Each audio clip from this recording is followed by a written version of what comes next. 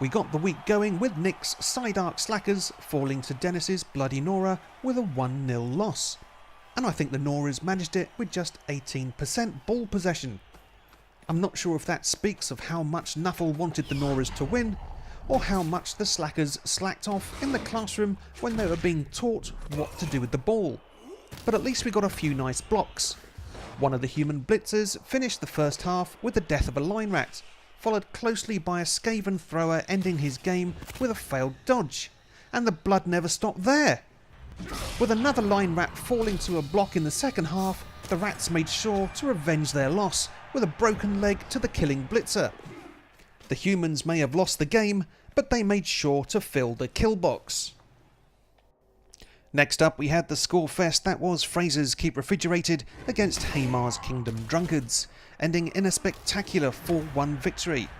I don't think the undead liked the Brett scoring, with a wight injuring a blocker and a zombie breaking one of the peasants' necks immediately after kickoff.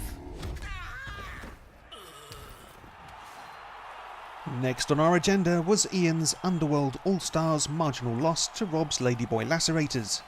Despite the 1-0 scoreline and fairly even ball possession, I think the All-Stars went for a kill box victory here, and don't we all just love it? Just before the end of the first half, the Wights' mighty blow killed off one of the Dark Elf linemen. At least he never had to go far, already resurrecting in the All-Stars graveyard. I am just curious as to whether his previous smashed knee will still bother him now he's returned as an All-Star zombie. But in the dying moments of the game, the Witch Elf failed in trying to surf the werewolf, and we all thought she was dead for trying it. It is suspected she will continue to have back problems, especially with a frame like hers. We don't know, but we also don't complain either. Anyway, I digress. The next matchup was Alex's Skian Road flopping against Tobias's Red Claw in a 1-2 loss. I think it's safe to say the Lizards need to do more with the ball. Almost twice as much possession and still losing. What a bunch of chumps. But at least we had plenty of injuries there, Gore fans.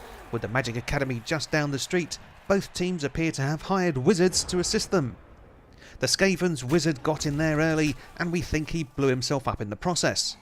The Rats started off with an injury to a ball-carrying skink, but the Crocs made sure to get revenge for his little buddy pretty quickly. The Lizards got so bloodthirsty they completely forgot to score the touchdown and managed to cause a turnover for the end of the half. The Rats were hoping he would have calmed down by half-time, but he injured another lineman immediately upon returning to the pitch. But at least one of the Storm Vermin made them pay by injuring yet another skink. This was shortly after the Lizard Team Wizard got all overexcited and ended up with a bad case of premature immolation. I'd recommend a high-fibre diet for him in future. Pay attention, lads. Next we had another high-scoring game as Dave Man's Shaveman's Fangorn Fail breezed past Steve's Badwind Sprouts by 3-1. We hear there was power issues at the stadium. I think the Wood Elves were tired of losing and prayed to Nuffle to overpower the floodlights. There are still rumours of exactly what was sacrificed to allow this. Also of note was, there was only one tree man tall enough to reach the scoreboards to alter the scores during this power outage, and it doesn't take a genius to work out which team the tree man came from.